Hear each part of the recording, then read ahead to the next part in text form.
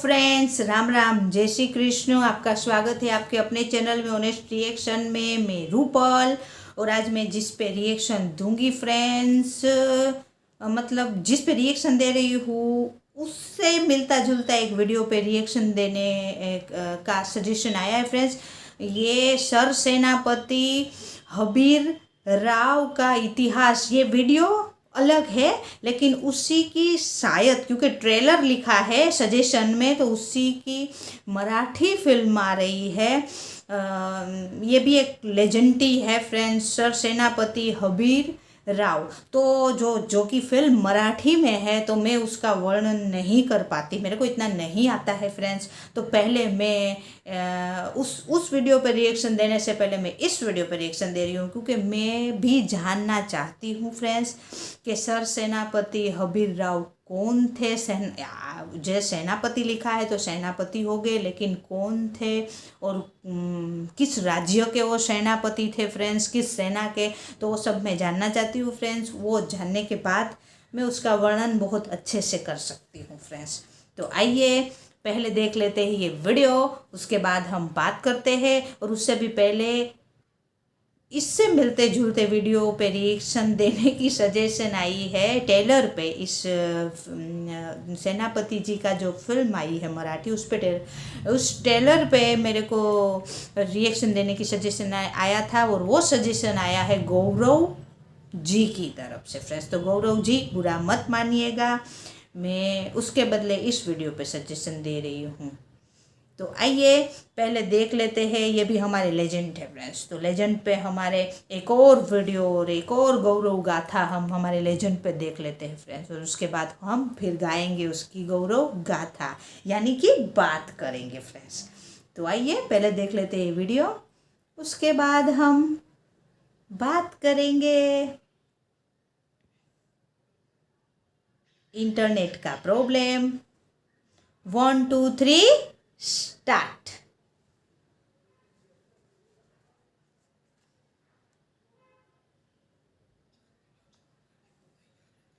अच्छा,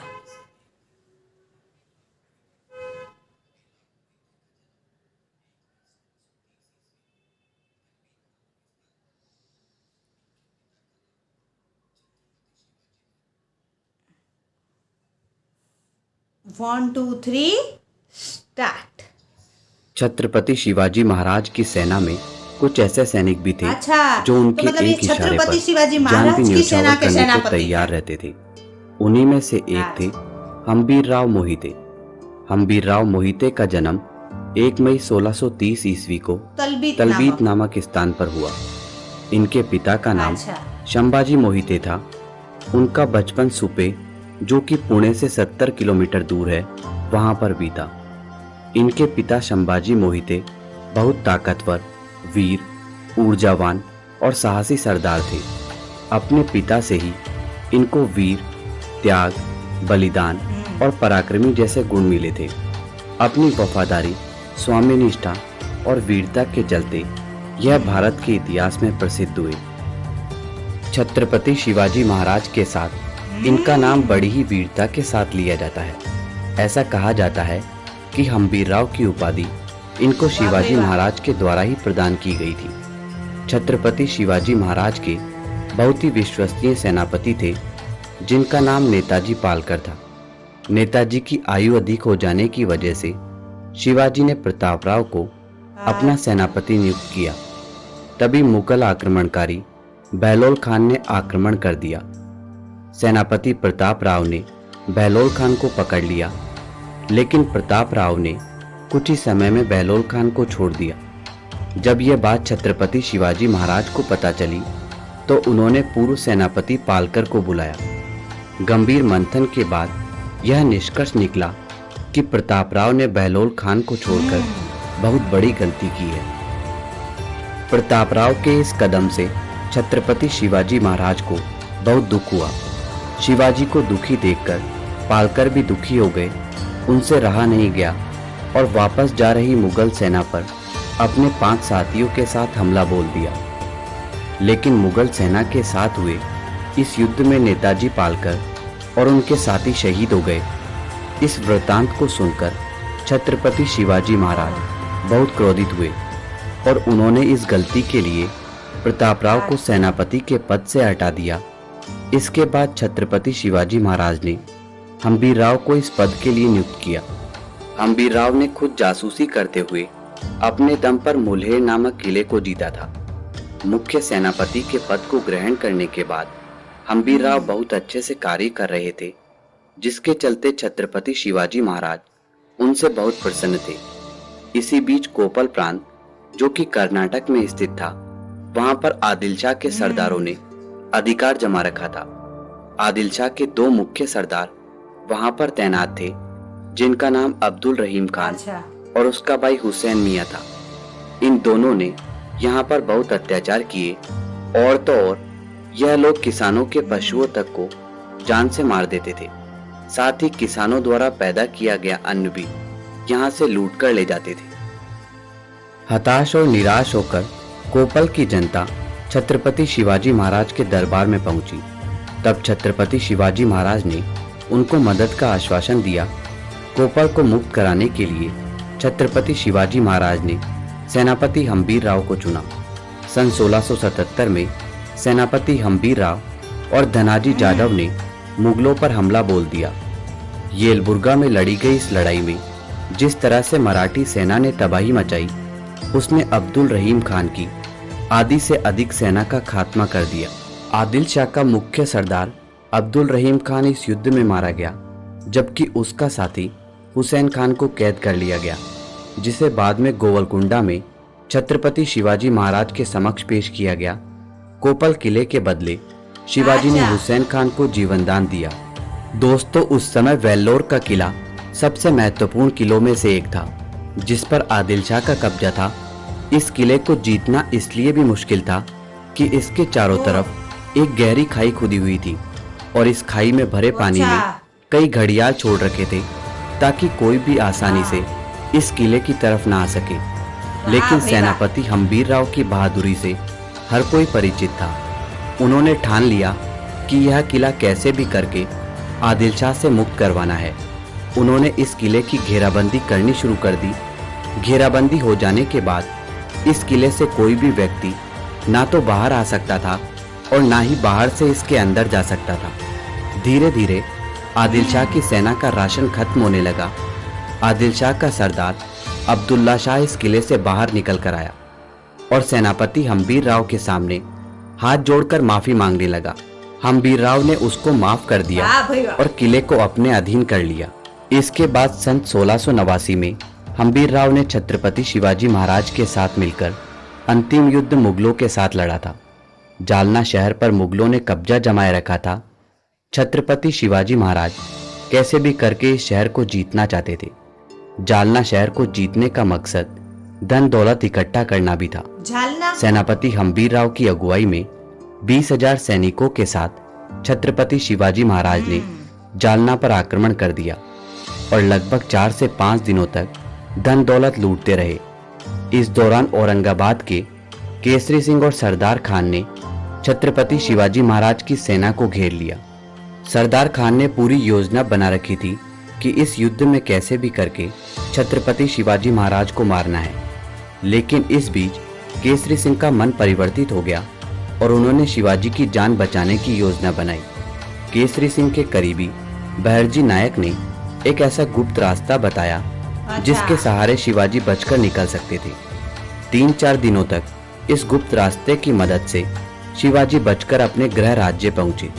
इसके बाद 3 अप्रैल 1680 को मराठा साम्राज्य के लिए एक काला दिन माना जाता है।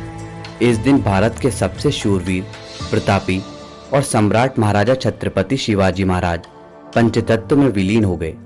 शिवाजी के मंत्रिमंडल में कुछ ऐसे लोग थे जो राज्य के विरुद्ध हो गए और उन्होंने शिवाजी के छोटे बेटे राजाराम को गद्दी पर बैठाने का फैसला किया, जो कि नियमों के विरुद्ध था। यह बात शिवाजी के बड़े बेटे संभाजी से छुपाई गई और मात्र 10 साल की आयु वाले राजाराम को गद्दी पर बिठाकर राज्याभिषेक कर दिया गया। शिवाजी का छोटा बेटा राजाराम सेनापति हम्बीरराव की बहन का बेटा था। सेनापति हम्बीरराव को यह बात बहुत बुरी लगी, क्योंकि नियमों के अनुसार शिवाजी के बड़े बेटे संभाजी महाराज को राजा बनाया जाना चाहिए था। सेनापति हम्बीर राव ने भ्रष्ट मंत्रियों और लालची लोगों का साथ न देते हुए, साथ ही अपने भतीजे राजाराम की परवाह भी न करते हुए धर्म के अनुसार संभाजी महाराज का समर्थन किया और उन्हें शिवाजी का असली उत्तराधिकारी बताते हुए राजगद्दी पर बिठाया।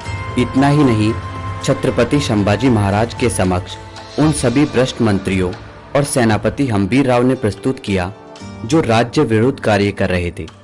इस बात से अनुमान लगाया जा सकता है कि सेनापति हम्बीर राव कितने कर्तव्यनिष्ठ थे। मुगल आक्रमणकारी औरंगजेब भावनात्मक रूप से बुरहानपुर से जुड़ा हुआ था। औरंगजेब की मां मुमताज महल की मृत्यु भी यहीं पर हुई थी और साथ ही औरंगजेब की दोनों बहनों रोशन आरा और गौहर आरा, दोनों बेटों आजम और मुआजम का जन्म भी इसी शहर में हुआ था। व्यापारिक दृष्टि से यह शहर बहुत महत्वपूर्ण था। दक्षिण और उत्तर भारत को जोड़ने वाले बुरहानपुर में 17 व्यापारिक केंद्र थे। इस समय मराठा सरदारों को अपने राज्य को बढ़ाने और सैन्य व्यवस्था को ठीक से चलाने के लिए धन दौलत की जरूरत थी। छत्रपति संभाजी महाराज और सेनापति हम्बीर राव मोहिते ने मिलकर बुरहानपुर पर हमला करने की योजना बनाई ताकि अपार धन दौलत और संपदा हासिल की जा सके। साथ ही मुगलों को यहां से उखाड़ फेंकने का संकल्प लिया। 30 जनवरी 1681 का दिन बुरहानपुर और यहाँ के सूबेदार खानजहां के लिए एक काला दिन बनाया। सेनापति हम्बीर राव मोहिते ने संभाजी के साथ मिलकर हमला कर दिया। इसके पहले कि मुगल संभल पाते, मराठी योद्धाओं ने मारकाट मचा दी। इस युद्ध से मराठाओं को बहुत बड़ा फायदा हुआ। आर्थिक रूप से मजबूती के साथ यश और कीर्ति में भी बढ़ोतरी हुई। 17 मार्च 1683 के दिन रमणमस्त खान, जो कि औरंगजेब का सबसे करीबी और जाबाज सरदार था, उसको पराजित कर दिया गया। इसके बाद 1687 ईस्वी में हुए युद्ध में हम्बीर राव मोहिते ने अपनी तलवार के दम पर रुस्तम खान को बुरी तरह से पराजित किया। यह युद्ध वाई में लड़ा गया।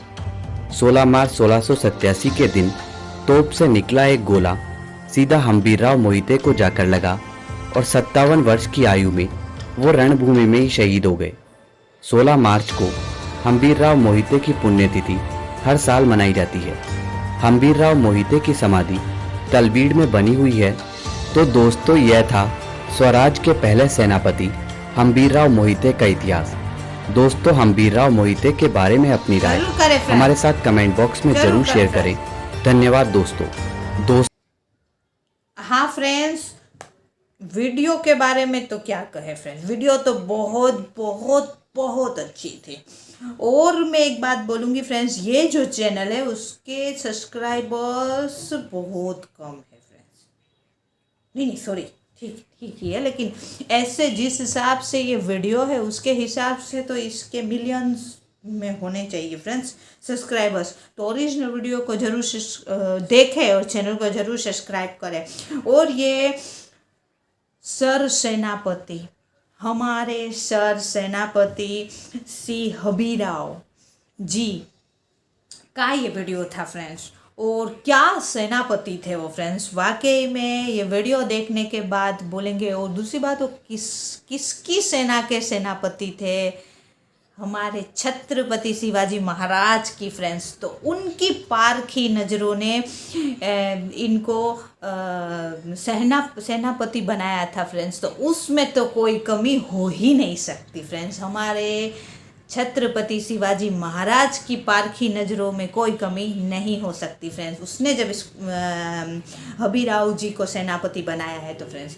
और क्या सेनापति अपने सेना में वो सेनापति थे, यानी सेनापति यानी वो उसको सेना को संभालना होता है और वो जो बोलते हैं वैसे उस हिसाब से उसकी सेना करती है फ्रेंड्स। तो अपनी सेना को तो मतलब वो अपने राज्यों में तो प्रबल थे ही थे। और छत्रपति शिवाजी महाराज से जिसने मदद मांगी फ्रेंड्स, वो सेना से मदद मांगते हैं एक दूसरे से युद्ध लड़ने में फ्रेंड्स। वैसे जिसने सेनापति छत्रपति शिवाजी महाराज की सेना से जिसने मदद मांगी, उस राजा को भी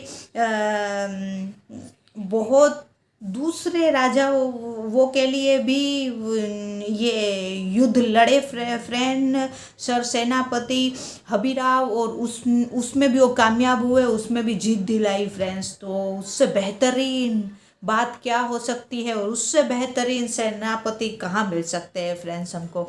और मैं पहले ही बोली फ्रेंड्स कि एक बहुत मतलब कामयाब व्यक्ति के पीछे बहुत लोगों का हाथ होता है फ्रेंड्स। तो हमारे छत्रपति शिवाजी महाराज के साथ ऐसे ऐसे लोग थे, इसीलिए आज मतलब इंडिया आज़ाद है, हमारा देश, हमारा भारत देश आज़ाद है फ्रेंड मुगलों से। और उसने उसकी जो शहीद भी हुए फ्रेंड्स, तो तोप का गोला था, वो डायरेक्ट उसको आके लग गया फ्रेंड्स। वो इतनी करुणता से वो शहीद हो गए फ्रेंड्स। तो क्या बोले उसके बारे में। और जहाँ जहाँ एक जैसे एक कोई बताया जो गांव था या राज्य था, वो मेरे को इतना नहीं याद रहा इसमें मैं देखी, तो वो छत्रपति शिवाजी महाराज के पॉइंट ऑफ व्यू से बहुत मतलब ज़रूरी था। जहाँ मतलब ये खजाना वगैरह बहुत था, तो उससे आर्थिक मदद बहुत हो सकती थी मराठा साम्राज्य को फ्रेंड्स। तो उसमें उसको उस किले को फ्रेंड्स उस किले को जीतने में बहुत ही प्रबलता से दिखाई सर सेनापति हबीराव ने। और वो जो छत्रपति शिवाजी महाराज की दृष्टिकोण से जो ज़रूरी था वो चीज़ उसने कर दिखाई फ्रेंड्स। और एक जो किला बताया फ्रेंड्स, वो बीच में किला बना था, आजू बाजू सब खाई थी और खाई में पानी था, उसमें मगरमच्छ रखी गई थी। तो उधर सर सेनापति हबीराव की रणनीति, उसने दिमाग इतना यूज़ किया कि पूरे किले को घेर लिया, और उससे न किसी को जाने देते थे न किसी को आने देते थे। और फिर अगर खाना पानी कितना चलेगा जब उस महल किले से कोई आएगा नहीं, तो जा नहीं सकता फ्रेंड्स। तो उसका जब खाना पीना ख़त्म हो गया, तो उसमें खुद जो किले में थे वो आए और उसने माफ़ी मांगी उससे, और उस किले के बदले उसकी जान बख्श दी छत्रपति शिवाजी महाराज ने। तो उधर पूरी रणनीति थी वो हबीराव जी की थी, सर सेनापति हबीराव जी की फ्रेंड्स। तो वही मैं बोलती, सेना एक से नहीं बनती, सेना अनेक से बनती है। और ऐसे ऐसे लेजेंड थे फ्रेंड्स, तभी तो आज हम हंस रहे हैं, मुस्कुरा रहे हैं और इतने आज़ाद घूम रहे हैं फ्रेंड्स।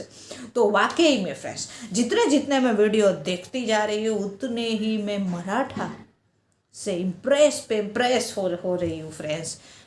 बहुत बड़ा योगदान है मुगलों से हम लोगों को आज़ाद, हमारे भारत को आज़ाद करने में फ्रेंड्स, मराठा का और हमारे छत्रपति शिवाजी महाराज का फ्रेंड्स, पेशवा बाजीराव जी का और छत्रपति संभाजी महाराज का फ्रेंड्स, और भी मराठा के जो बड़े लेजेंड हो गए हैं फ्रेंड्स, उन सब का।